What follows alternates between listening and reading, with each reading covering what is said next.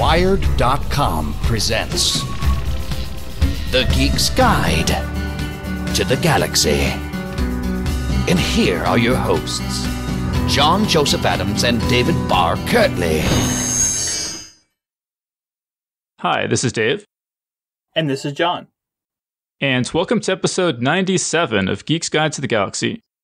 Our guest today is Allie Brosh, creator of the popular webcomic Hyperbole and a Half.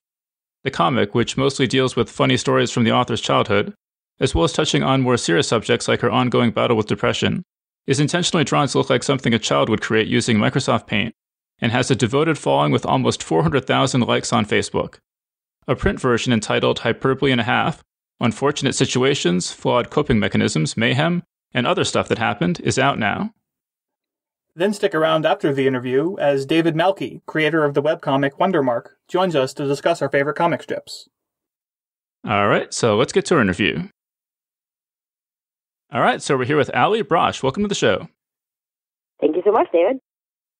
All right, and so since you do this comic, one problem that we have doing an audio podcast is we can't show people what the comic looks like. And Yep. I think many people who don't know your name or the name of the comic would recognize it visually if they saw it, because it's just, the pictures appear everywhere. And Yeah, it's become a meme. yeah. And it occurred to me, you must run into this problem just when you're talking to people, right? So do you have some way of describing your comic to people in words that they're like, oh yeah, I know that comic? Oh gosh. There's a sort of crudely drawn character, has a triangle ponytail thing on top of its head, it's yellow. And then there's like a pink sort of tube dress, and it's got really buggy eyes and squiggly arms. And yeah, so that's the thing that I draw. And I also draw dogs. Yeah, I was thinking maybe like a stick figure with like a fish face, maybe. Yeah, so it's a sort of tadpole-like, right? Yeah. Yeah, so a stick figure tadpole-like thing that's sort of vaguely humanoid, but also vaguely tadpole-y. All right, cool. So hopefully a lot of more people now know what we're talking about. Yeah. And you mentioned that your comic has inspired a lot of memes. Do you want to just say like what some of those memes are that people might recognize? So it's all the things, like X all the Y meme that came from a post that I did. And let's see, what other ones? The Alot. There have been a couple pictures. Every now and then they'll circulate, but the big one is the X all the Y. Mm. You want to just explain a little bit more about what that is? So it came from a story where I'm talking about how I struggle with adulthood, and I periodically make conquests on adulthood, or I make an attempt at it. And it's always very, very involved, where I decide in one day I'm going to just change everything about myself and start, doing everything on time, paying bills on time, going to the grocery store and getting healthy food and learning how to cook well, and I'm going to clean everything, and just I basically try to change everything at once, and through virtue of doing that, I can't change anything because it all comes crashing down. You sort of have to make baby steps. Anyway, one of the frames where I'm still motivated and trying to do all these things is a picture of me standing there, or my character, I suppose, standing there holding a broom and yelling, "Clean all the things." Yeah. So, oh, go ahead. Oh, and I was going to say that, that people have done all sorts of variations on this. When I read your the Ask Me Anything you did on Reddit, and someone mentioned that this has even appeared in Warcraft. Do you know where did it appear in Warcraft? I did not know it had made an appearance in Warcraft. That's crazy. All right. Well, how about the Alot? Why don't you tell us about that? The Alot is a monster I invented because of a grammatical mistake that people sometimes make, where they take the phrase a lot and make it one word. And so I like to imagine a monster when people say that. So they will say like, wow, they're charging a lot. And I imagine an Alot monster charging directly at someone. It just helps me cope with grammar mistakes, I suppose. Yeah, no, that one drives me crazy too. Have you considered doing a monster called the All Right, where it's like all right is one word? All right, so all right, I only recently learned that how that's supposed to go. Or what's the other one? There's one where you say a while. That one's got some peculiar rules to it. Yeah, I mean, you could have a whole monster manual of, Yeah. monsters starting with A. There's an idea. grammatical mistakes monsters. How about one of your memes showed up unauthorized on a bus ad? What's the story with that? Yeah, I haven't had a chance to deal with that yet. I've been so busy doing book stuff that I've just finished dealing with, there was a billboard that 7-Eleven Mexico ran that was using the same image, and we had to sort of be like, hey, that's not okay, like, we don't want to set a bad precedent, right, where I just let anybody use this thing to promote whatever they want. So we had to sort of be like, hey, you guys, this isn't okay, and got lawyers involved and everything, and that was a sort of long process that I am dreading repeating, but we'll get to that after all the book stuff has settled down. Uh-huh. Well, I think you mentioned that people have you even used some of your memes to promote causes that you disagree with? I mean, what have been some of those? There was one that was like Save All the Babies. It was used on a pro-life site. I didn't really enjoy that one. And there was it's been used as like hateful stuff like against gay marriage, which I am totally in support of gay marriage, and so I cringe at my character being used in that way to like promote something that sort of oppress people, I guess. Mm-hmm. And I mean, in those cases, is there anything you can do, or you just have to sort of?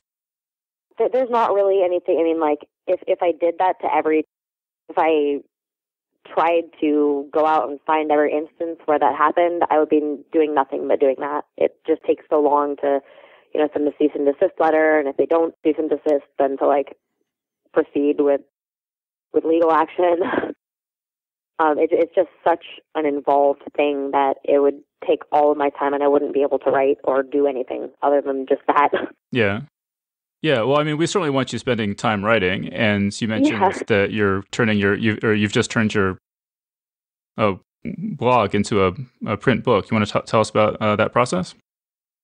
Yeah, so after the blog became popular on the internet, I was contacted by my literary agent, Monica, and we started the process of turning it into a book. And so I took some of the stories from the blog and then added 11 new stories. So there are 7 old stories and 11 new ones. And it's just the same stuff that's on my website. It's illustrated, sort of like a stand-up comedy in writing form is the best way I found to describe the actual, like, what I do. Yeah, well, and so doing the news stories for the book, was that a different process than doing the ones for the internet? Nope, exactly the same. I mean, I got more efficient toward the end of it because I was, I sort of had to learn how to do away with stuff like I would start drawing the pictures before I was done with writing all the text, and then if I decided to restructure the story or focus on a different aspect of it, I would have to scrap like all of these like days worth of pictures. I think there were some posts where I would get rid of maybe 300 pictures that I'd drawn by the end of it.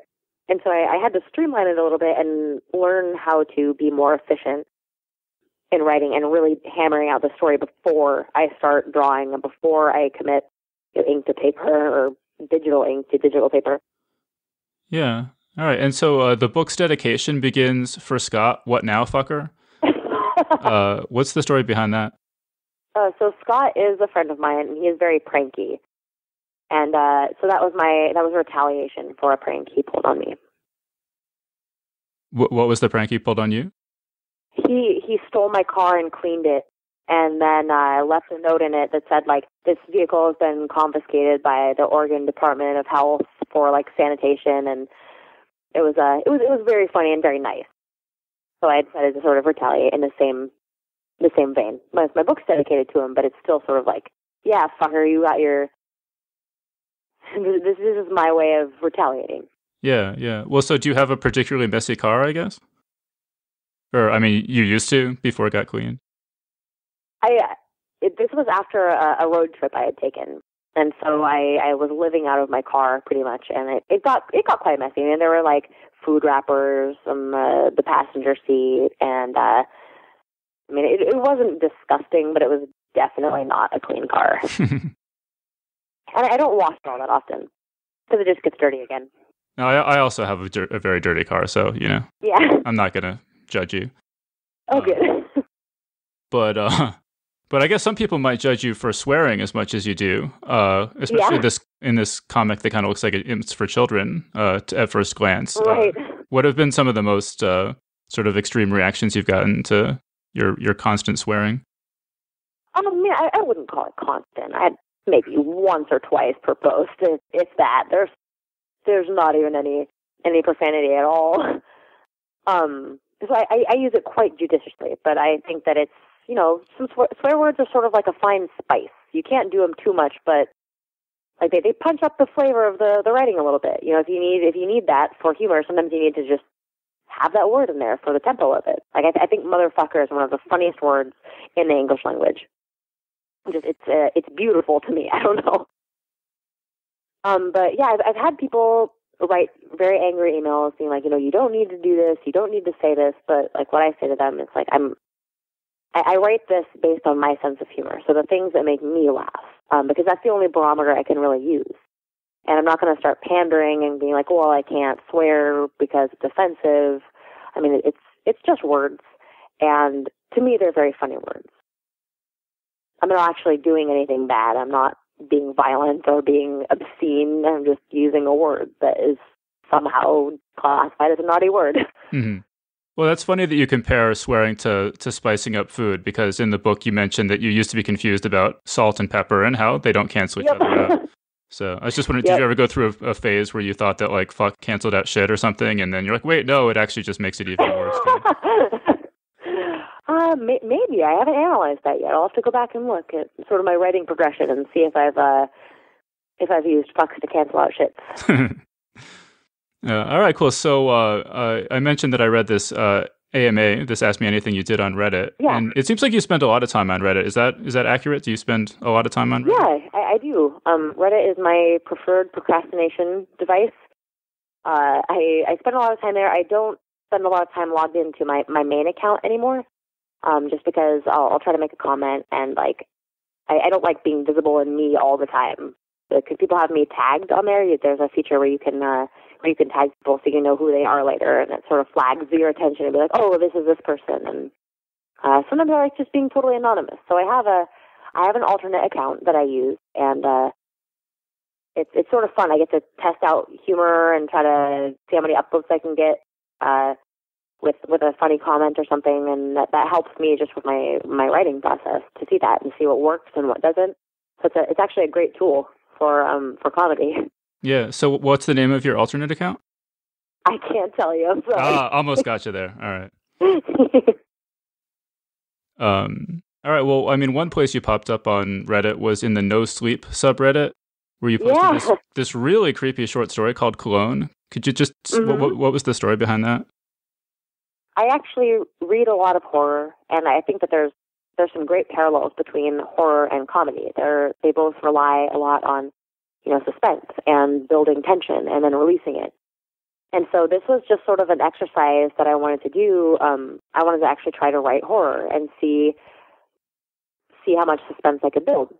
It was a good writing exercise for me, and so I wrote this creepy story that was basically based on my worst fears. And the suspense came from all of my sort of like safety checks that I use to combat these fears. I tried to undermine those. So like, if I lock my house, then the killer gets in through an unlocked door, or through, a door that didn't quite latch right. And it's basically about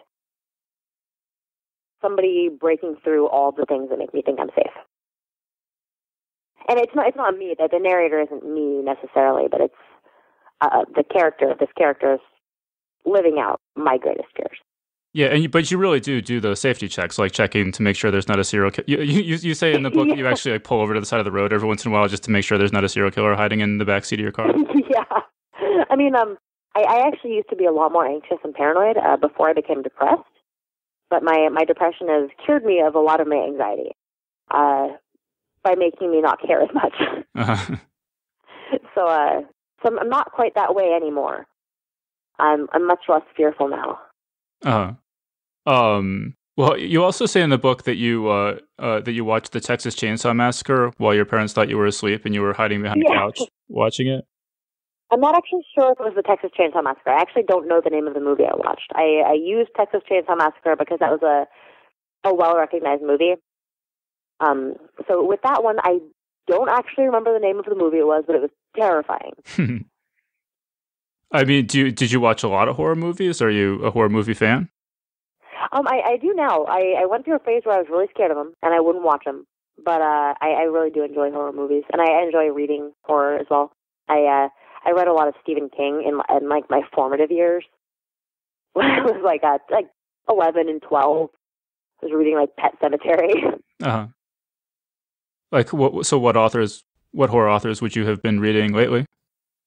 Lately, I actually haven't read a lot lately. I don't read other authors while I'm writing because I find that when I read someone else's writing while I'm trying to write, I sort of start writing in their voice. And that's harmful because later it doesn't sound like me, it sounds like them. And so I've had to sort of go on a reading hiatus. How do you say? There are all these words that I don't actually know how to pronounce because I've just read them. Like I know them, but I'll try to actually pronounce them in real life. I spend a lot more time reading things than I do talking. So is it hiatus? Hiatus, yeah. All right. So I took a hiatus from reading while I was writing, and then I've been so busy since I finished the book that I haven't had a chance to sit down and like really, really read. I've started to reread Douglas Adams' whole like Hitchhiker's Guide series, but that's not horror. That's comedy. Yeah, well, since we're the Geek's Guide to the Galaxy podcast, we're well acquainted with Douglas Adams. Oh, I didn't make that connection. That's awesome. Yeah, no, my parents owned the original BBC radio drama of Hitchhiker's Guide to the Galaxy, and we would listen to that on car trips. That's amazing. So I've listened to it like 50 times, probably something like that. Very cool. And actually, speaking of that, it was interesting. We actually talked about Douglas Adams back in episode 42, right, of our podcast. Oh, perfect. and my co-host, who couldn't be joining us tonight, and his wife were both on, and they both said that as teenagers that they both went through very difficult times in their life, and that reading Douglas Adams really helped them get through that. And I was wondering if you felt that way at all. I mean, it wasn't during a difficult time in my life, but I was reading it. I started reading Douglas Adams maybe in 7th grade. And I do remember laughing so hard that I couldn't breathe and being legitimately concerned that I was going to die. I was sitting in the back of my mom's car. We were picking my sister up from some after-school activity that she was doing, and my mom left to go inside to pick up my sister, and I was sitting in the back of the car reading Hitchhiker's Guide, and I think it was the part with the whales falling out of the sky, and it was somewhere around that part, and I was laughing so hard that I couldn't breathe, and I kept thinking about it, and it kept making me laugh more that I couldn't stop laughing. And I remember being like, oh my God, I hope my mom comes back because like this is really turning into an emergency situation. Yeah, that's like a horror story. Like someone dies from so hard. See, horror and comedy, lots of parallels. Yeah. Have you written any other prose fiction besides that clone story? I used to write all the time when I was a kid. I wrote these like gigantic monstrosities about these heroic men like fighting things, and my main character was named Jatham, like a very manly warrior name, and he would just wander around and find different things to fight and then fight them and continue wandering around until he found more things to fight. And that was pretty much the storyline for every single thing that I wrote in this series of like quote unquote books.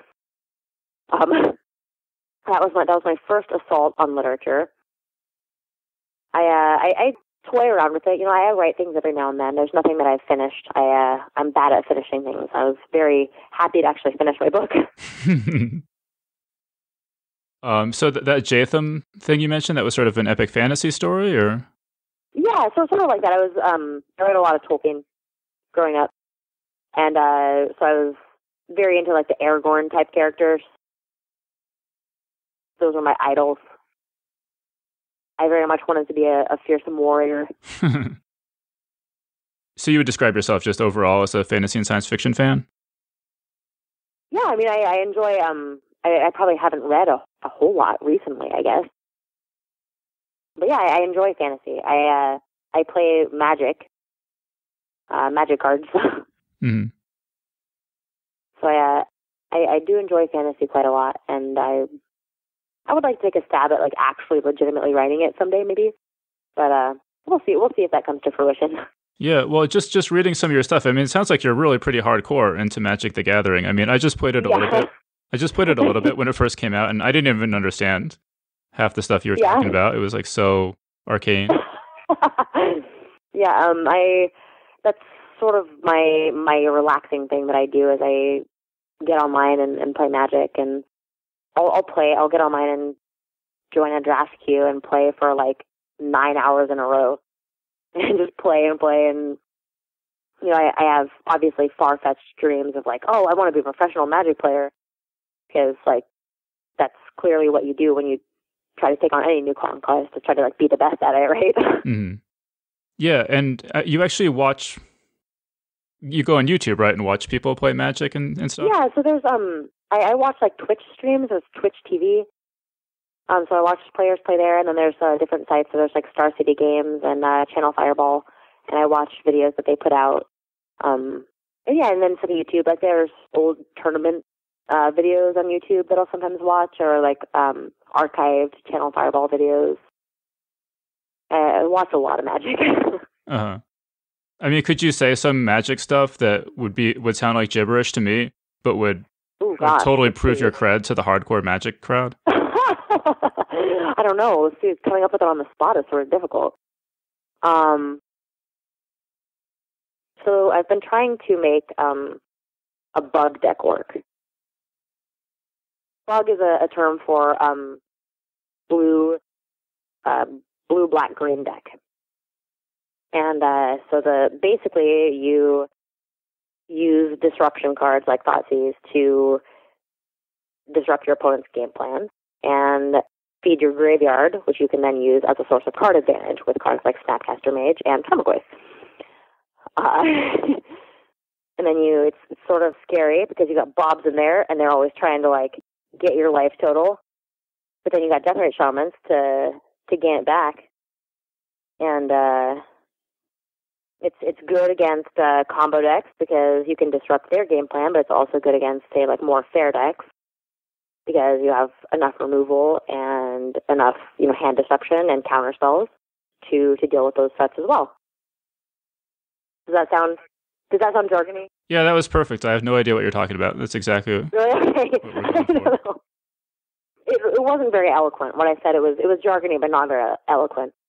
I was basically that would be like to somebody who plays Magic, that would seem very rudimentary. I feel like well, yeah, that's how bug works, of course. All right, cool. So, I mean, you mentioned earlier that you moved sort of from anxiety when you were younger to depression more in recent years.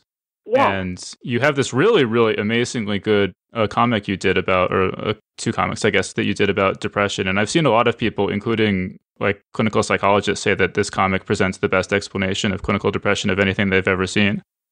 And so it's just incredible. Yeah, so I was just wondering, I mean, do you think that we should just throw out all psychology textbooks and just replace them with your comics instead? I mean, I think that those are useful. I've certainly learned stuff from psychology textbooks that help me understand myself well enough to explain it. But I think that a lot of people who write psychology textbooks maybe haven't been depressed, or if they have, maybe they didn't like approach it in quite the same way I did, where I sort of tried to fix everything from the ground up and had this really intensive tour of my own brain. That I was trying to figure out. It's like, well, nothing that anyone was saying was helping me, so it's like, well, I have to go in here and try to figure out how to explain it better so that I can get better help. And sort of the result of that.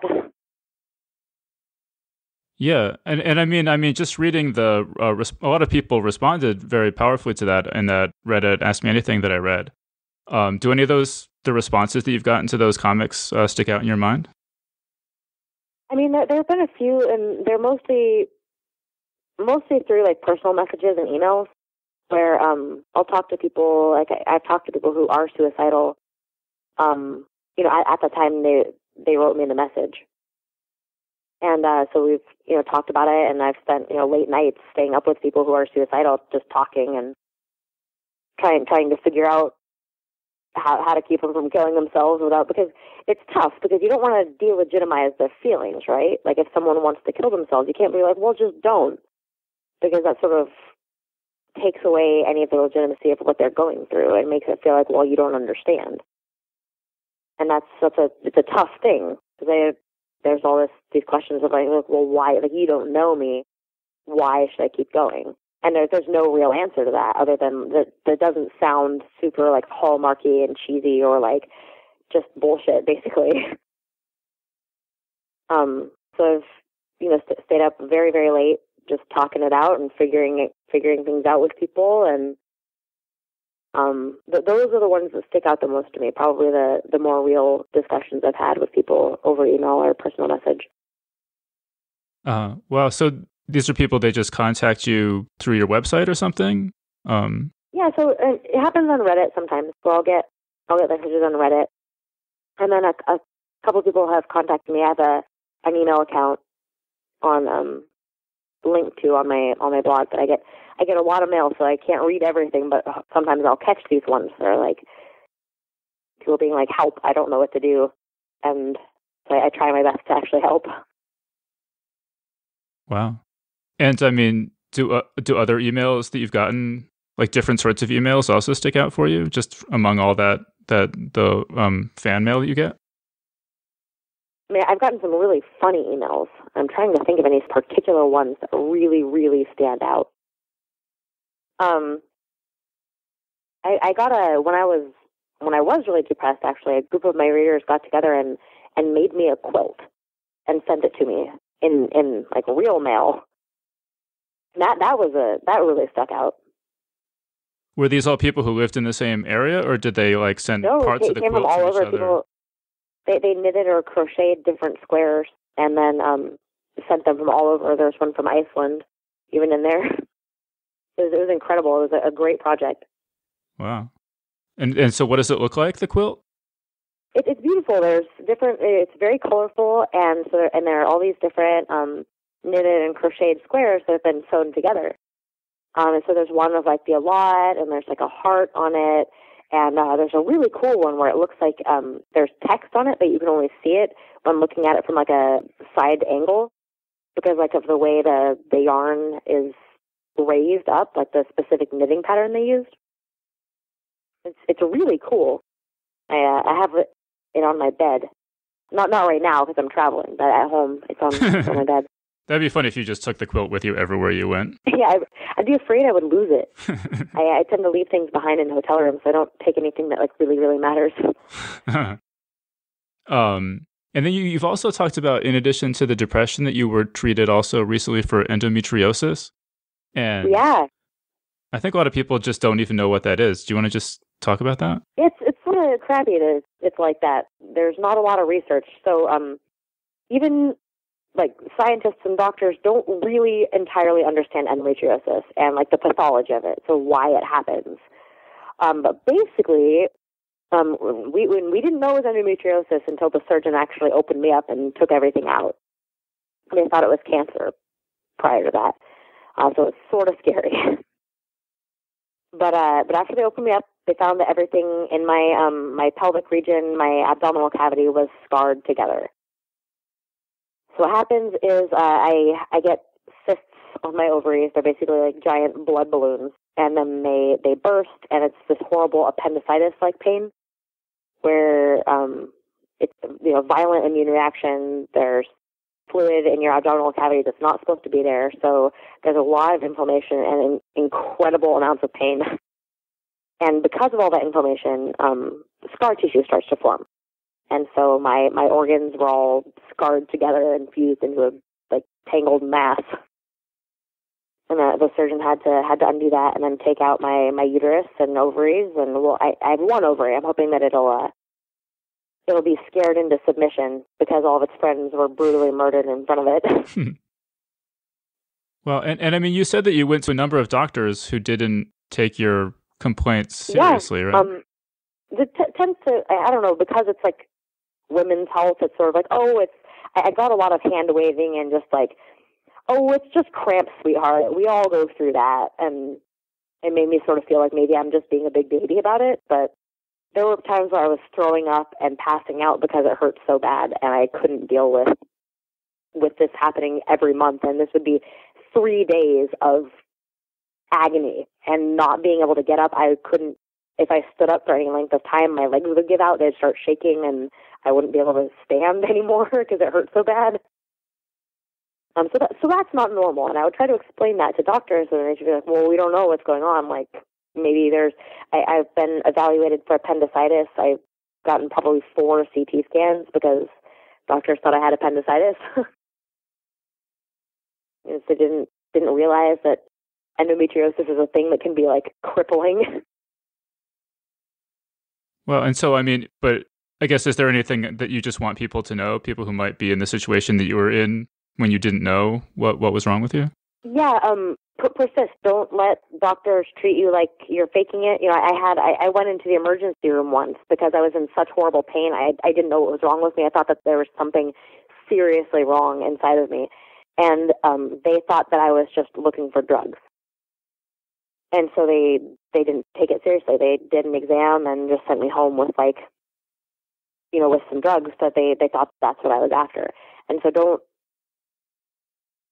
be more assertive about your pain and describe it, and don't stop. If you are experiencing this particular brand of agony, you really sort of need to be an advocate for yourself so that you get the care you need and get a doctor who really takes you seriously. Because there were some things that happened to me where I could have died. So if you have something that seems to be related to your lady parts and it seems really dangerous and scary and painful, get it diagnosed. Don't settle and feel like you're like maybe you are being a big baby, because you probably aren't. Yeah. Wow. All right. So in one of the stories in the book, you describe how you have these conflicting aspects of your personality. So, for example, you would simultaneously see yourself as a skeptic, but also imagine that you probably have a very pretty aura. Yeah. And actually, just sort of skepticism is just something I'm interested in. And I was just kind of wondering how serious, like, was that completely a joke, or do you see yourself as a skeptic at all? Or yeah, no, I'm definitely a skeptic. But there's still a part of me that's like, well, what? There's just this like really selfish, greedy part that isn't rational at all. That like, if somebody starts talking about auras, that part pipes up and is like, oh my god, I bet I have like the prettiest aura. But just in general, when it comes to ghosts and psychics, no, and I'm not a believer in and ghosts. I'm an atheist. I'm totally skeptical of those things. I rely more on like science and logic than more metaphysical stuff. I mean, it's still like fun to talk about, but I don't believe in any of it. Yeah, I mean, is that how you grew up, or did you? No, my mom is actually my mom was very like spiritual and metaphysical, and she's always trying to tell me about like how I can straighten out my energy, and like she's into the whole like the secret philosophy of positive thinking, like you create things with your thoughts. And so it's funny sometimes because she thinks that I'm very negative, where I'm like, no, Mom, like things are just shitty. That's the way they are. I'm not panicking about it. I don't have to be like any more negative than necessary, but it doesn't hurt to look at like things being shitty. Like you don't have to hide behind this panicked shield of positivity all the time. Yeah, well, I mean, that was something I thought was really interesting when we were talking about Hitchhiker's Guide to the Galaxy, because that's sort of the whole message behind Hitchhiker's Guide to the Galaxy in a way is not that like, is like, you don't have to pretend that the universe makes sense or is a nicer place than it is. Exactly. But it's just kind of, when you accept it for what it is, it's still kind of just sort of funny, you know? Exactly, yeah. It's funny, and it doesn't have to be scary. Like, there's so many things that seem scary, and people's automatic inclination is like, well, I don't want to be negative about it, so I'm just going to be positive. But it's like, if you're being attacked by a bear, it doesn't do you any good to pretend that you aren't being attacked by a bear. Because you're much more prepared if you can acknowledge this is happening, the bear is attacking me, what do I do? Than to like sit there and pretend, oh, well, maybe the bear is being friendly. Maybe the bear isn't a bear. Maybe it's a happy unicorn rainbow thing. All right, cool. And then, I don't know, just what are you working on now? Do you have any other blog posts in the works or another book or anything? Well, I've been working on a whole collection of blog posts. I'm working on a whole group of them now with the intention of publishing another book and also using some of them for blog posts. Mm-hmm. Is there anything you can say about the post you're working on? So there's a couple about the dogs, and so there's one about my crazy Aunt Lori, and one about a friend of mine and I. We invented this game called Doggy Detectives when we were kids. We were detectives who were like just inexplicably dogs, and we would try to solve different crimes. But how many crimes are there around in elementary school? So we had to make up our own mayhem to solve. So we weren't the forces of good that we thought we were going to be. Yeah, we ended up having to make mischief to then solve and be heroes. And then on Reddit, your husband mentioned you're working on Depression Part 3. Yeah, so I am working on that one. There's been a lot of, there's so many parts to depression, right? There's so many things you can say about it because it's just this big thing that becomes like your entire life.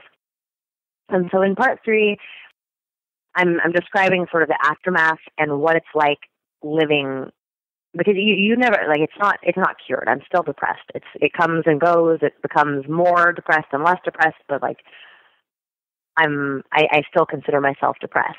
And so what that's like, what it's like living with it. And it's there's a little bit of horror in there in a comedic tone, of course, but I've enjoyed it so far, writing about it, and just how what's like trying to motivate yourself after you've found out that you can like live in total squalor and you don't die, like there's nothing bad that actually happens to you. So some of that fear that I used to motivate myself isn't there anymore.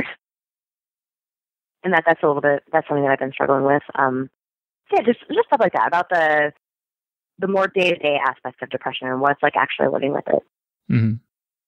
All right, cool. And then, the format of the show is that we do an interview and then we have a panel discussion afterward. And the panel discussion is going to be on comic strips. So I was just wondering, after people read your blog and your book, what other comic strips or web comics should they go check out? Ooh, so there's this one that I've always wanted to plug because I think it's brilliant. It's called Romantically Apocalyptic. It's a web comic, and it's just the writer says a lot with very little, and the humor is fantastic and subtle, and the art is beautiful, and I can't say enough good things about it. Mm-hmm. And it's about relationship? No, it's a post-apocalyptic comic. It's about this guy called the Captain, and he is just this post-apocalyptic guy. One brilliant thing about it is because the characters are all wearing gas masks, you can't see any actual facial expressions. So the creator has to get really, really creative with like how he exhibits emotion in his characters. Yeah. And also, I guess if you can't draw, that's a good thing to do because then you don't have to draw all those faces. You can just, get really good at drawing gas masks. He can clearly draw. Yeah. But yeah, it's great and very funny. All right, great. So unfortunately, we're just about out of time here. So I think we're going to have to wrap things up there. I hope that's somewhat verbally fluent. I feel like I'm falling apart at this point in like the interview schedule where everything sort of comes out rapidly and partially deformed. Yeah, well, I think our listeners should understand that you've done about 30 interviews today or something. Yeah. So it was great. I really enjoyed talking to you, and good luck on your next 30 interviews that you have to do. All right. Thank you so much, David. Yep. All right. Bye. Take care. Bye. And that was our interview. So thanks so much to Allie Brosh for joining us on the show. And as we mentioned, for our panel today, we'll be discussing our favorite comic strips. And we're joined by a special guest geek, David Malky, creator of the webcomic Wondermark. He also co-edited the best-selling fiction anthology Machine of Death, along with Ryan North, our guest, back in episode 93, and is also the co-creator of the card game Machine of Death, the game of creative assassination. So David, welcome to the show. Hello there. It's my pleasure to be here. And I'm really excited to talk about comic strips because As I've mentioned, I was never huge into comic books and graphic novels, just a little bit, but I was definitely always huge into comic strips. And I collected all of them and I memorized them.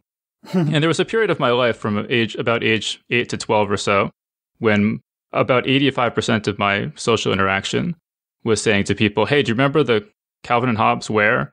And then I would recite the entire thing. I can only imagine it drove my parents insane. I don't know how they endured it. But I don't know, was it the same for you? I guess, David, or was that, now that you're a webcomic artist now, did you get started the same way with this sort of passion for comic strips?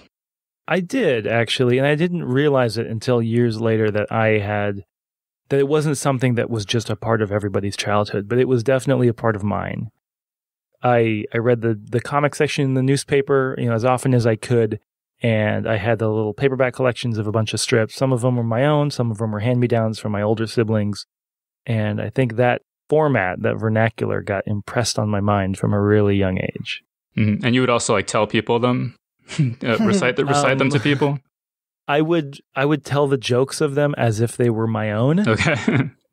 Sometimes not knowing why it was funny, but knowing it was a punchline. So I would say something like, an example would be Garfield, something like there'd be a huge sunset or something, and he would say, nice touch. And I didn't know why that was funny. And I don't know that it is funny. Well, if it was in Garfield, it probably wasn't actually funny. Well, this was the period in the late 80s when I would say it was as interesting as it would ever be, which is not to say that was a high it was a high watermark for itself, but not the medium as a whole. Yeah. Well, and how about John? Were you a big comic strip fan? I don't remember reading them in the paper a lot. I mean, certainly if an adult had a paper and I was bored, I would try to get the comics page, as every kid does. But I definitely read a bunch of the comic collections. And I don't know if it was when I was, like a kid per se, but maybe more like a late teenager or something like that. That's when I read like collection after collection of like Calvin and Hobbes and Bloom County and all that kind of stuff. If there was anything though that I ever quoted back to people, and it would probably be the Far Side. Like I remember like I went through a whole phase where like I was just reading all of the Far Side collections, and that definitely made an impression on me, so I would try to explain the different the different strips to people, and probably mangled them and made it all sound really stupid. But I read a bunch of different comics. Like Garfield, I read as a kid as well, even though I'm disparaging it now. So it was definitely part of my childhood. Well, yeah, and I think that explaining comics was actually really good training for a writer, because you would tell it wrong and nobody would laugh. Like, crap. I left out some vital piece of information here, and you would actually develop a fairly good sense for what information you needed to convey to someone in order for them to follow what was going on. Well, that's actually a really interesting idea. Like that could be like a great writing exercise. You should totally tell students that at Alpha if you don't already. I mean, as an exercise, have them like look at a comic and then try to explain the comic to you in a way, like, turn it into prose, because then it sort of tries to capture that same effect. That would be interesting to see how it works. But David mentioned Garfield, and I loved Garfield when I was a little kid. And I had this very formative experience for me was I told some other kid who was more of sort of a hipster kid that I liked Garfield, and he's like, "Oh, Garfield is so mainstream," and the guy who does it, I don't know if this is true, but he said the guy who does it, he's just like he's just rich, and he just has all these like servants who do the Garfield, who actually write and draw Garfield for him and all this stuff. It was so disillusioning. But I don't know. That is true today. I don't know that it was true in 20 years ago or whenever this story took place. But or is this a contemporary story? I mean, I don't remember how old exactly I was, but I mean, I liked Garfield, so I couldn't have been much older than maybe 12 or 14 at the absolute most. It definitely is an empire. My friend Dave Kellett, who is doing a documentary on comic strips, got to go to Indiana to the Garfield compound and interview Jim Davis in his office, and he came out of it pretty amazed by the scale of the empire, which doesn't have a huge day-to-day effect on maybe you or I today, but as a licensing phenomenon and as a reprint phenomenon worldwide is like $1 billion industry, which is so it's cool that it came from one dude's comic strip. The fact that that's possible, I think, is pretty interesting. Yeah, I mean, there was a period when I was a kid when it seems like every car had a Garfield, like, doll sort of stuck in the back window. Right, right. Mm-hmm. I think there's one of those in LA Story. That's sort of a marker of the time. But David, I mean, you said that, at the point where Garfield, I actually remember that strip where Garfield says "nice touch" to the sunset. That was sort of the high the high watermark. I don't know that particular strip was the high watermark, but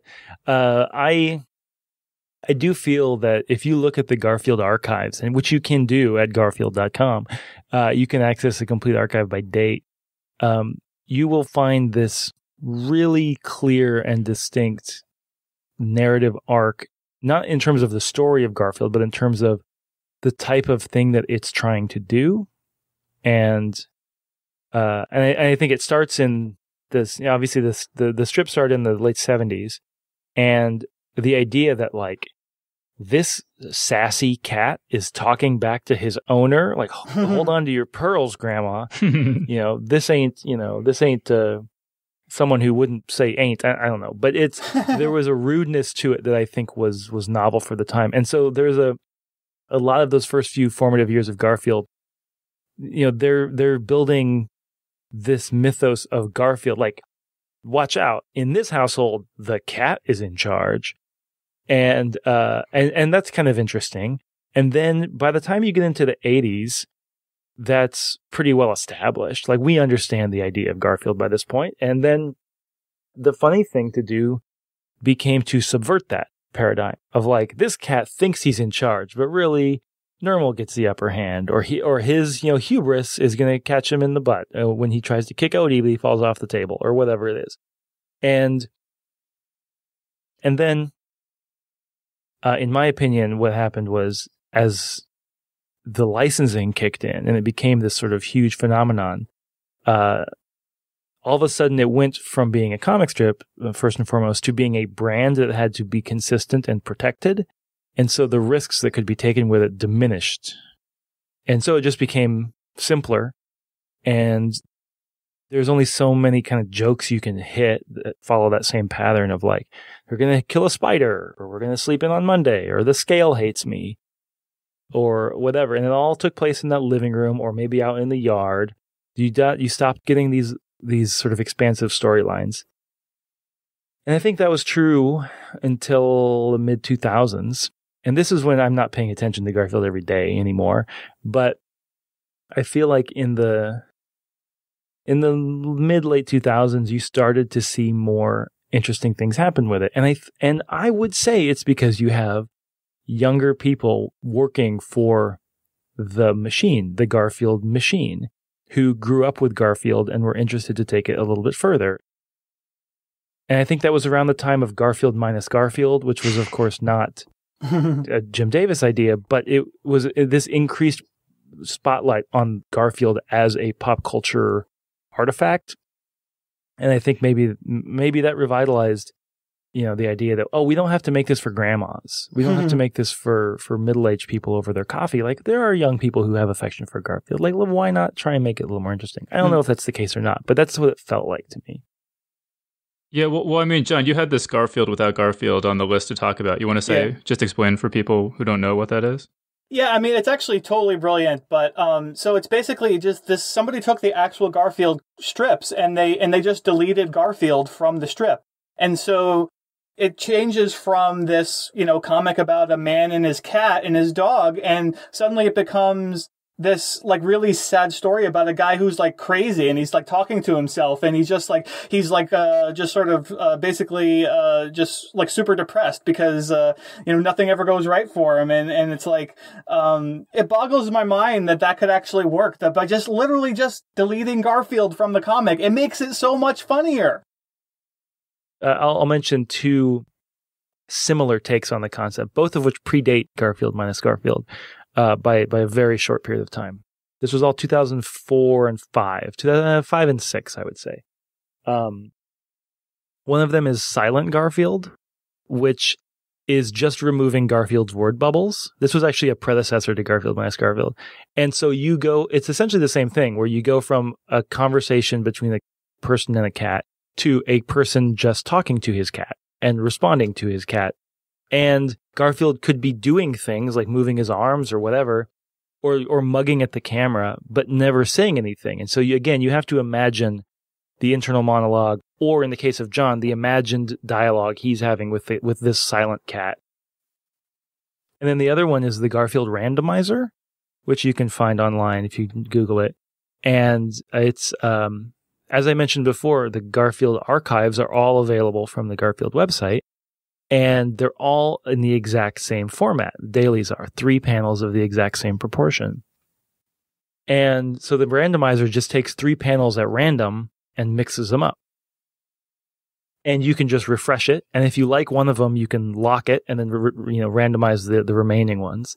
And it is brilliant. And and it does 2 things. I mean, number one, it by definition provides unpredictable non sequiturs, and which is fine, which is hilarious. And there are multiple randomizers. There's the Dinosaur Comics randomizer. There's the Nancy randomizer. Anything that has a fixed format, you can do.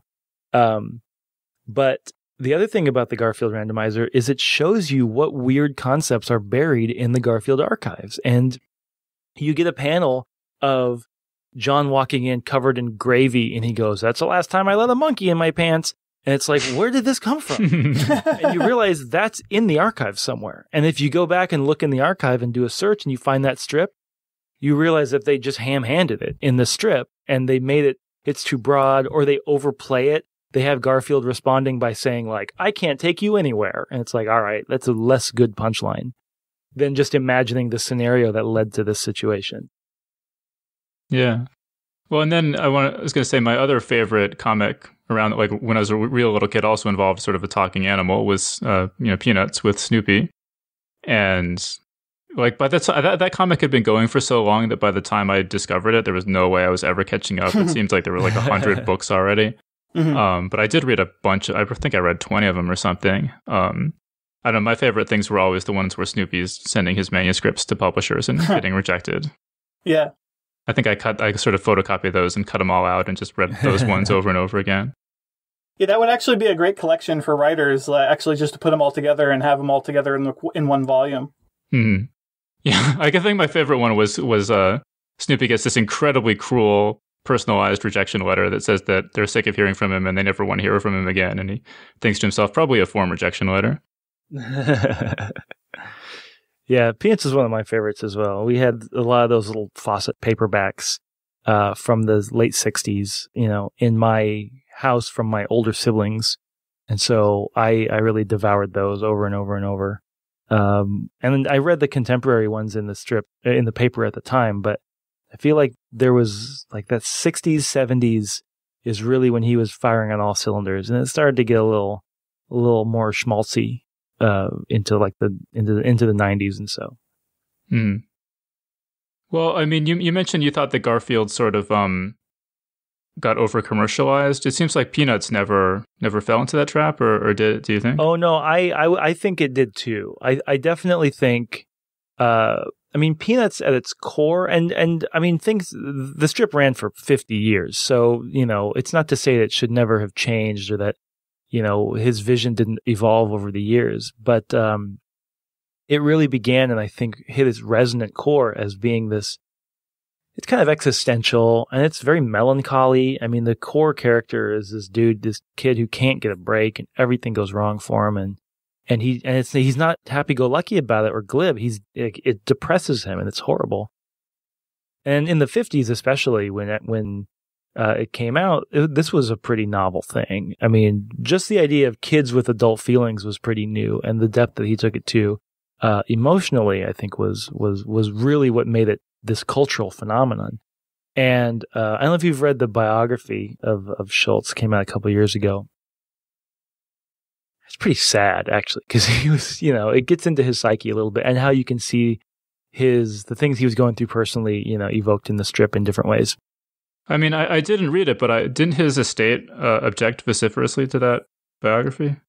I don't think it was terribly well received by some parties. I don't know the details of it, but I can understand how. I mean, and I guess we have to take their word or someone's word on the veracity of it. But there was not it was very interesting and not 100% complimentary, which is I think maybe was part of the objection. But it details how, I forget the person's name, but there's some particular individual who had the idea to come into Charles Schulz and say, what if we merchandise this? And I think one of the earlier efforts in that vein was the book Happiness is a Warm Puppy, which became this gigantic bestseller and led to a whole line of, kind of schmaltzy products. Happiness is a warm blanket and little gifty things and trinkets and toys and the Christmas cards and everything that you see now, which of course are still produced. They all have everybody smiling, or they're sort of grouchy as an affect. Lucy says, "I'm bossy," but the idea that happiness is a warm puppy is, depending on who you ask, either antithetical to the entire point of Peanuts or is the answer to the question posed by Peanuts, which is, how do we make do? And it's like, well, you make do the best you can, and this is one way. So there's definitely a version of Peanuts that is the MetLife blimp and the dancing,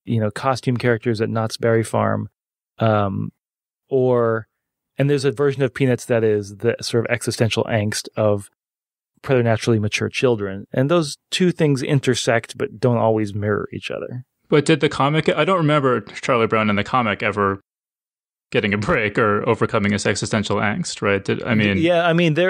His victories were very few and far between. And he had a few, but they were never lasting. Which was the point of his character. Yeah. My other real big memory of Peanuts is that my mom had the score from the musical, You're a Good Man, Charlie Brown. Oh, okay. And I remember they had photographs of the cast, and I don't know if you ever saw that, but they decided to make Snoopy just a guy in a white sweater because you can't really sing if you're in a dog costume. And I was just so outraged by that. I'm like, that's not Snoopy. It's just a guy in a sweater. That's funny. It's the compromise is inherent in adaptation.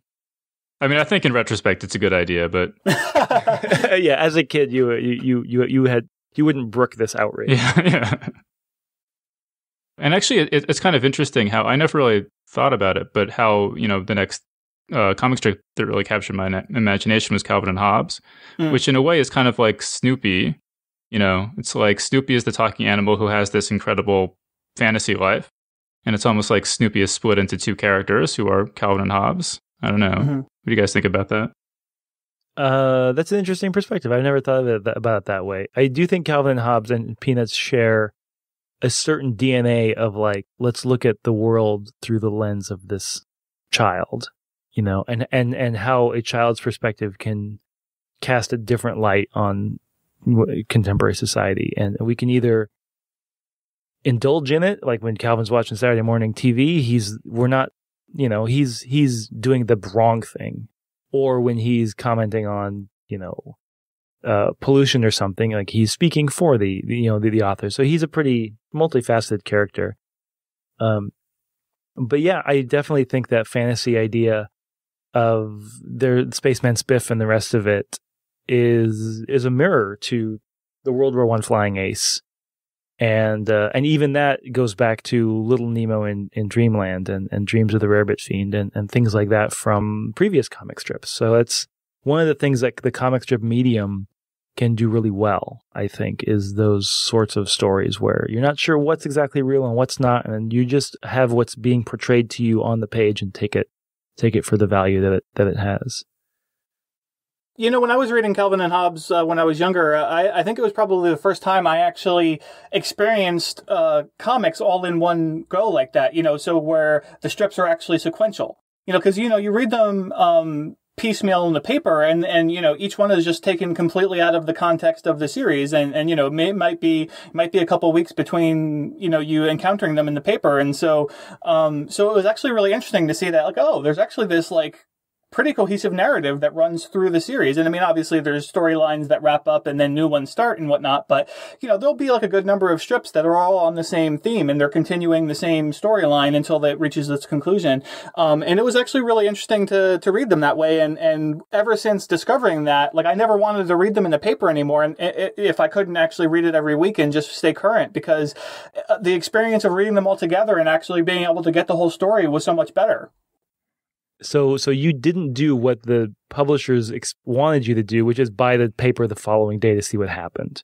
Right. So the existence of the book collection completely destroyed the market for the daily paper. You're just waiting for the trade, as it were. I guess so. I mean, I wasn't probably ever going to buy the paper anyway, so... So no big loss. Yeah, like what 12-year-old goes and buys a paper? I mean... Well, I did. It was only a quarter.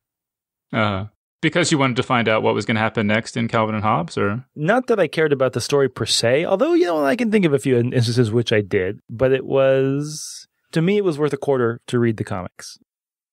See, because I generally felt that 85% of the newspaper comics were absolutely god-awful. Mm. I mean, there were the ones I really liked, right? But I would read those in book form. But then, and there were so many, I mean, I really liked the idea of comics, and as a kid, I would just be fascinated of the newspaper comics. I would just be fascinated by them. And I would read these ones like Andy Cap or something, and I'd be like, I'm sure when I'm older, this will be funny to me. I'm sure I'm just not getting it now. And then as I got older, I'm like, no, actually, this just kind of sucks. And that was, of course, they're the ones that you always knew sucked, like Family Circus or whatever, right? That are just like never funny ever. Oh, I definitely had that experience too, where there were the strips that I enjoyed and the ones that I less than enjoyed, but I always had to read all of them regardless. And in fact, Calvin and Hobbes was such a wide margin the best that I would even save it for last. And I would the way I read the comics would track in the spiral around the page so that Calvin and Hobbes, which was in the middle, would still be the last one. Like I had the idea of leaving a comic unread, regardless of whether I actually enjoyed it. It's just, I got to read it. It's there. Like, I got to read it. Mm-hmm. Well, wow. You were just you were the ideal reader of comic strips, I guess. I was a completist for sure. Now, I didn't have to get the paper every day, and I didn't seek out, I wasn't like champing at the bit to see what happened in Hagar the Horrible, but I definitely read them all. So I became familiar with all of them. Going to another city, like visiting a cousin or something who lived in a different city, and seeing they had a different paper with different comics I'd never seen before, like that was a revelation. Like, what else is out there? What am I missing? Now, were you at that time? Were you imagining ever doing comics yourself, or were you just purely a reader at that point? I entertained the idea. Like, I tried drawing some comic strips just for fun, and right around that like middle school age, like maybe 14, 15, I guess that's high school. So like, 12, 13, 14, I and a friend would do a kind of comic strip that we would, doodle in class. And I think we must have got 100-page long episodes of it. Like, we would take a piece of, blank copy paper, fold it in eighths, and so it would be 16 panels, and then, just trace it with a ruler, the panel borders, and then there it is. You got 16 panels to do what you want with. And then we had some characters, and then we had a story. We just had fun with it. And so we must have made 100 of those. I'm not going to say that they were ever funny or ever really interesting at all, to be honest. But the format, like the vernacular, the pacing of it, as I recall now, had been internalized from that exposure.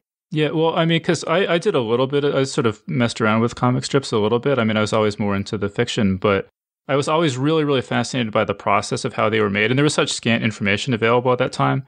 And every once in a while, there would be something like the prehistory of the Far Side, or Boone County Babylon, or even some of the Bill Watterson stuff, where they would talk a little bit about their process. And particularly Bill Watterson and Berkeley Breathitt, who did the Boone County, would talk about their struggles with the cartoon syndicates. And I'm just wondering, as someone who is a little bit more serious about being an aspiring comic artist, did that make any impression on you? The business versus art aspect of it?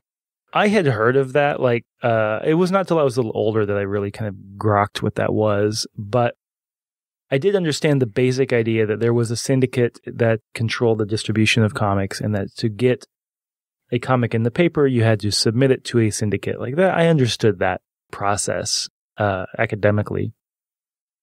I was not critical of it in a way that I had the knowledge to be later. It's kind of funny to me that it's called a syndicate, given that makes it sound like an evil organization, and that idea was itself probably implanted in my head from comics of some sort or another, probably sort of superhero comics more so, but than the comic shows. But still, it's kind of funny that it's syndicate. Like who would call their company a syndicate, or whatever. Actually, Bloom County, they picked, he later resurrected it as Outland, but the actual Bloom County has this just heartbreaking finale where the syndicates essentially and corporate interests destroy the whole land of Bloom County. Right. Okay. Yeah. I was going to say, I wondered if, I couldn't remember, but I was wondering if the reason Bloom County ended was because of that. And then, because I remembered that it came back as Outland later. And I mean, because it started off as it was like a different strip, but then eventually he just, sort of ported everybody over more or less. And it just became the same strip again. Yeah, the way I remember it anyway is that he wanted to wrap up Bloom County, and then I don't know. I think it was like a Sherlock Holmes kind of thing where he tried to kill it off, and then people demanded he bring it back. Or at any rate, for a while it was only Sundays. At the point that it became Outland, it was only Sundays. I don't know, David, did you follow this at all? Yeah, Outland when it came back was a Sunday only strip. I remember that. When I was a kid and really reading comics, my paper did not carry Bloom County, so I didn't ever read it, and really, although I know of it, I haven't really read much of it. Okay. Oh, you should read. I mean, it's great. I mean, it's by far the most political of any of the comics strips that I read, and that really made a big impression on me. I think, obviously I know of it and of its reputation, and I went and I enjoyed Outland as far as that goes. I think it was not as good. Yeah, well, I think Outland was not as good as Bloom County, and the Sunday strips in Bloom County were by far my least favorite. So they were always just a little too sort of like random and whimsical for me. And so, I wouldn't judge the strip on the basis of Outland, which I never found particularly strong. Sure, and I've gone back and I've read some of the Bloom County collections. I remember the first time I was at the library and they had a copy, and I'm like, you know what, this is I should probably know of this more than I do, just because it's such a seminal piece of comics history. And I opened it, and it was a joke about like Oliver North or something, and I'm like, yeah, all right, are we on a nostalgia trip if we're gonna read this? And I did read a bunch of it, and I can see how it would be pretty amazing if you're in the middle of that kind of political scenario. And there were a lot of strips that were great just on their merits, of course, but I do feel like, I don't know. And this is me saying it having read it as an adult and not as an impressionable kid. So take that with a grain of salt. I got the impression that it was something that spawned so many imitators that it was hard after the fact to appreciate its novelty. Mm-hmm. Yeah, and I think it is hard.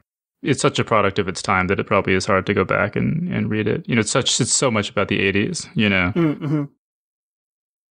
So, one thing I was sort of wondering was, in terms of the battle of the cartoonists versus the syndicate and all that kind of stuff.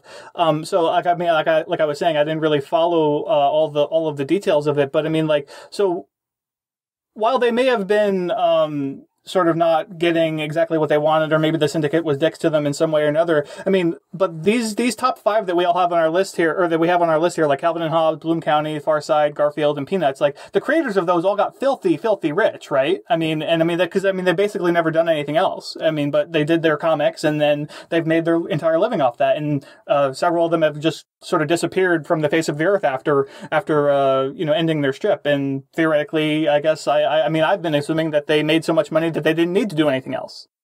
So I mean, is that right? I think so. I mean, I'm not privy to the numbers, but Calvin and Hobbes has now been gone for longer than it was around. Mm-hmm. And there was that complete collection that came out a few years ago. But other than that, it's like those Andrews McMeel collections of treasuries, they've just been in print for decades. Mm-hmm. And I don't know, I haven't cracked one open, but if next time you're at the bookstore, see what printing they're on. Because it's probably, my mom still gives Calvin Hobbes book collections to her grandkids as gifts, even though they were in some cases born after the strip stopped, because it just had that hold on people. So maybe that's enough. As far as Peanuts, you had merchandising, Garfield merchandising and licensing, like those are the cash cows. Calvin Hobbes is the exception in that it did not have that, and very, very specifically did not have that. And the only Calvin Hobbes merchandise is the books. And so, when I first started doing conventions, just kind of as a tangent, when I had one book to sell, I would sell X number of books. And then when I had 5 books to sell, I would still sell the same number of books, just each one 1/5 as much or whatever. And so I wonder if the market for Calvin and Hobbes merchandise is all concentrated in those books. Whereas if there were 1 million plushes and everything, it would be, more dilute. I don't know. It's hard to say. I mean, I can just remember Bill Watterson telling stories about, I don't know, business people just screaming at him on the phone saying, sign the contract. There's millions of dollars at stake here. And he's just like, no, I don't want Calvin and Hobbes underwear and bed sheets and stickers and all this crap, Yeah, which is, it's his decision, of course. And as someone who now my living is making merchandise, it's an admirable point of view, but it's also, it's a very privileged perspective.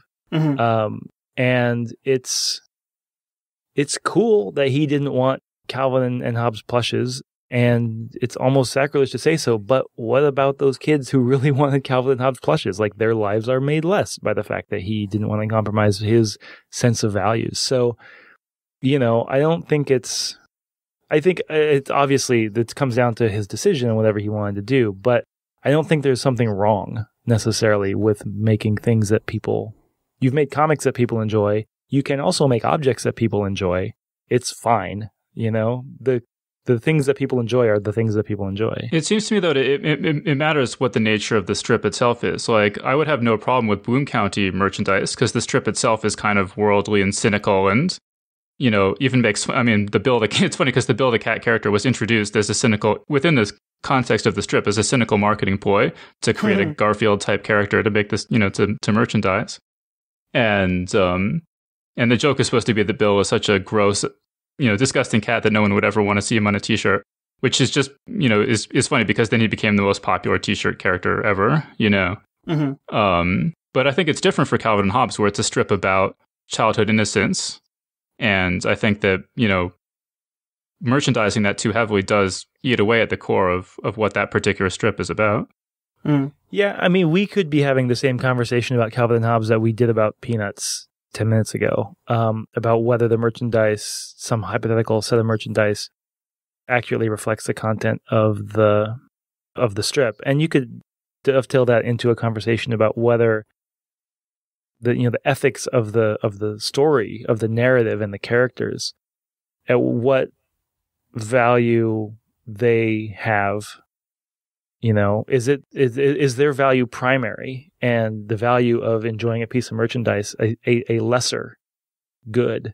But I feel like if he I don't know. It sounds so dumb to say it, but I will say it.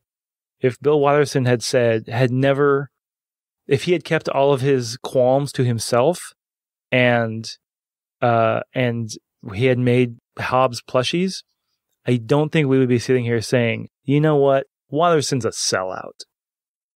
And if anything, he may have put Calvin and Hobbes on a pedestal in a way that nobody is putting Garfield on a pedestal. Or let's look at the Far Side.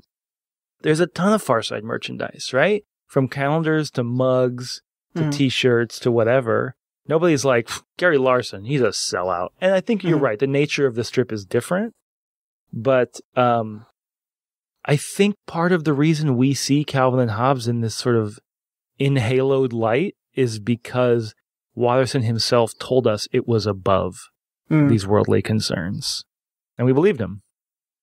Speaking of Calvin and Hobbes merchandise, though, what's the deal with all those little Calvin decals, like of Calvin like pissing on things and whatever? Those are just unauthorized or something? Yeah. Absolutely. How do people get away with keep continuing to sell them? I mean, because they're everywhere.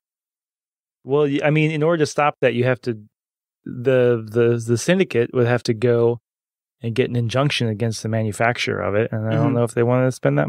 Clearly, they don't want to spend that much money and time. All right. Well, we've mentioned the Far Side, but we didn't actually talk about the strip at all, and I do want to talk about it. If people haven't read it, I do strongly recommend checking out this book I mentioned, the Prehistory of the Far Side, where Gary Larson talks about the thought process behind some of the strip. There are some really hilarious stories in there. Like, for example, there are a lot of Far Side strips that involve sort of Neanderthals and dinosaurs existing side by side. And some of them are really hilarious, but it's funny because Gary Larson says, I feel like every time I do this, that there should be some comic book artist confessional where you go and you say, forgive me, Father, I've sinned. I've drawn human beings and dinosaurs together. Yeah, the Far Side's great. Yeah, it's one of those seminal strips that had a really unique, mind behind it, and there's just enough of it that we have to trust, both him and Watterson that they did what they could with it, and what we have of it is great. That book, The Prehistory of the Far Side, is pretty amazing. Like you said, one of those rare or pseudo rare for the time for sure, glimpses into the behind the scenes of, joke construction or editorial influence or whatever. Well, it's funny, too, because he talks about really negative reactions to some of his jokes. Like, he has one where it's a bunch of alligators. And it looks like they're bobbing for apples. And the caption is bobbing for poodles. And he talks about all the hate mail he got for that. And he's like, thank God I didn't go with my original caption, which was bobbing for babies. And then there's there's cats playing, or these dogs playing tetherball with a cat, sort of instead of the tetherball. And he said something I thought was really interesting. He said, I think that people react really negatively to comics in a way that they don't to. He's like, this is no worse really than Tom and Jerry, right? Where the animals are just getting clobbered all the time. But he says the difference is in a cartoon where, it's more transitory, where you see the animal get clobbered, but then a second later it's up running around again and everything's fine. Whereas this strip, it's sort of frozen in time forever. And, you put the book away, that cat is still hanging there, in perpetuity. Yeah, that's a really interesting way to put it.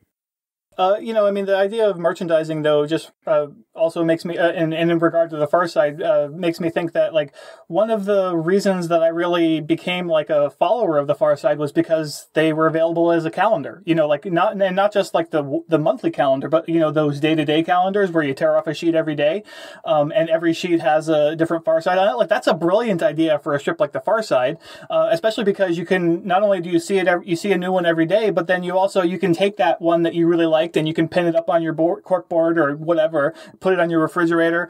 I think that's or you can just give it to somebody. It's a way to really help spread the word about the comic and expose people to it who wouldn't encounter it otherwise. Well, it's funny because the Far Side has this really sort of strange, sick sense of humor, but it's so popular. And the same thing with Calvin and Hobbes. You might expect it to, I read it anyway, and I say, oh, Calvin is me. I identify with this so much. But then everybody loves it. And I think the success of those two things maybe indicates that, like, quote unquote, normal people aren't what they project themselves to be in a way that so many people connect with these sort of outsider sick humor sorts of things. I think that's true. I think there probably are some, anonymous group of people that I'll never interact much with that have very, very bland and uninteresting tastes. But there are definitely plenty of people. It's a big world of people that have, these more, like slightly more cutting or slightly darker perspectives on the world. And those people, there's a lot of them. And usually they are, employed and they have money to spend on things. So, most of the comics that we were talking about and most of the comics that you would find in any comic book page in the paper, they're humorous, right? But there has always been like one or two in any group of comics in a paper that were like serious for some reason. And I've never understood those, like as a kid, like reading them. Like I never read them, or I would try and I'm like, I don't understand. Where's the rest of the story? Because it's like you're coming in like in the middle of a story. And I assume if I actually was reading it every week that maybe I would get into it or something. But, so on the one hand, I never understood those. On the other hand, Flash Gordon is one of those, right?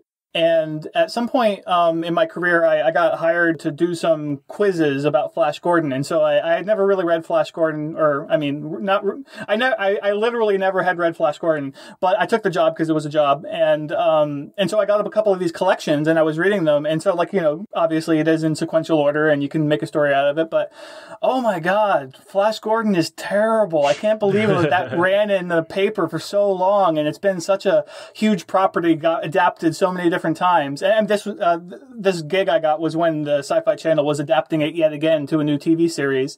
And so they wanted some quizzes on sort of the history of Flash Gordon. And so I sort of suffered through several of the different volumes and did a bunch of Googling to find out all this different trivia. But anyway, I mean, what do you guys think of like maybe Flash Gordon or like those serious strips? Like, did you ever read any of them or did you just skip them like I did? For a while, I made a serious effort to collect Prince Valiant. I don't know why. I think I was just curious to see if you actually read it week by week. Did it actually make sense? And it kind of did, but after I collected 6 or 7 of them or something, and it was just not worth the effort. And it was always just sort of like they might as well have just printed a vacuum cleaner ad or something in that space for, I also, those were my exceptions to my read everyone rule. Like I was okay if I skipped the Mary Worth and Apartment 3G. Although I did sometimes read them just to see if I could parse them, and I rarely could. I always figured, like you said earlier, I'll get it when I'm older, and I never cared to. Prince Valiant is an interesting example because it's lovely to look at. But yeah, I did the same thing where I would read it every week and then realize I wasn't getting it, so maybe I'm just missing a piece of the story. So I made an effort to read it week to week to week, and I realized it just was not interesting. And it's weird because it's a summary. It's like everything is told in description. And so it's like reading a Cliff's Notes of a story, like paragraph by paragraph every week. And it was not engaging in any way at all. But I don't know if you guys know Josh Frulinger. He does a site called The Comics Curmudgeon, and he reads the comics and comments on them. And over the years, he's developed a real soft spot for Mary Worth and for Mark Trail, and just has delved into these absurd depths and Gil Thorpe, which is like a high school sports themed Gil Thorpe or Tharp, I don't even know. High school sports themed strip, and the ones where they just have no value as far as I'm concerned. He's dug into them in a way that's both admirable and a little terrifying. And the one that I realized after like reading and then had this moment of clarity on was the Spider-Man, the newspaper version of Spider-Man, which is horrible. And there is a rumor that Stan Lee writes it every morning with a typewriter by his pool. I don't know if that is true, but I love the image of him in a bathrobe clacking out the latest adventures of newspaper version Peter Parker, who is so far removed from any world that anyone knows. It's just absurd. Because it's a 3-panel strip, and the first panel is devoted to the recap of the prior story, of the story so far. And the third panel is devoted to like what's happening, coming up soon. And so the middle panel is the only panel that advances the story. And so you can have a story, and I use story in a very loose, way, but a narrative that would occupy an issue of a comic book, a 22-page issue of a comic book, will last for 6 months in the newspaper. And it's just it's kind of like reading a novel, like a sentence at a time. Mm-hmm. And it's just not worth the effort. It's such a strange artifact of like the adventure strip, world, but it's not even, it's from the 80s. It's like after the heyday of the big adventure strips. It's just a weird sort of Marvel licensing artifact that still hangs on by dint of inertia, as far as I'm concerned. Yeah, well, I mean, I saw Burke Breathed, the creator of Boom County, on a panel one time, and he was talking about how there used to be millions of young people reading Boom County in the newspaper, and that's not the case anymore. And the moderator asked him, well, what can we do to bring them back? And he says, that'll never happen. That'll never happen in a million years. The newspaper comics are done, and and they sort of self-immolated by just running the same. These strips that feel like they're out of the 50s. Maybe they are out of the 50s for decade after decade after decade, to the point where no teenager could possibly care what some of these characters are up to. Yeah, it seems bizarre to me that I could pick up the paper and I'll still find almost all of the same comics that were there when I was a kid. Like, I mean, I haven't read the comic page in a newspaper in probably at least 15 years. It probably more than that. But it's just like is Beetle Bailey still there? And like all the Hagar the Horrible, like all the really terrible ones that have been around forever. Like I can imagine that they're all still there, and if I read one, it'll be exactly like it was when I read it all those years ago. Like literally nothing changes at all, and it's just like, and I mean, I think that's part of why they stick around, because of the sort of lowest common denominator stuff. But yeah, it's just kind of it's bizarre to think that they're still there. A lot of those are run by legacy creators, is the euphemistic term, where it's often the son or the grandson or rarely the daughter, but often a child or an heir of the original creator. Or in the case of Dennis the Menace, for example, at one point Hank Ketchum, the creator, hired two editorial cartoonists to take over the dailies and the Sundays, and then as his health failed, like they just took it over, so now it's these other guys that do it. BC is done by Johnny Hart's grandson. Even Ziggy, Ziggy, it's Tom Wilson's son, Tom 2. It's Bill Keene's. I think it's Bill Keene's son who does it. It's like, it is. It's Jeff Keene, and Jeff Keene is Jeffy in The Family Circus. So he is drawing the adventures of himself at age 5, which is pretty strange. I hope he's managed to keep it consistently unfunny. Don't you worry. I got good news for you, my friend. All right, cool. So we should start wrapping this up. We were planning to talk about webcomics as well, but obviously, we don't have time. So hopefully we can do that. There's a lot of meat on this bone. We have like a list of like 25 webcomics. So maybe we'll have to save that for another time. But David, before I let you go, do you want to just talk about some of the projects you're up to, this card game and your comic and stuff like that? Sure. Well, the card game has been occupying most of my time for the last 8 months or so. It's called Machine of Death, the Game of Creative Assassination. It is a storytelling card game that casts the players as assassins, trying to kill people by knowing how they will die and trying to use it as a puzzle to figure out how to make it happen. That game is going to be out in next month, hopefully November.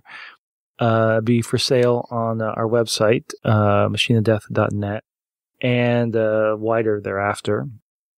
So that's going to be, I'm real excited about that. It's been a real long process to get it to this point. And then my comic strip, of course, Wondermark, is at wondermark.com, and it is a couple times a week I try and tell a joke. And sometimes it works. Well, and Wondermark is kind of a unique sort of comic. You want to just tell people what it is, like describe it to sort of pique their interest?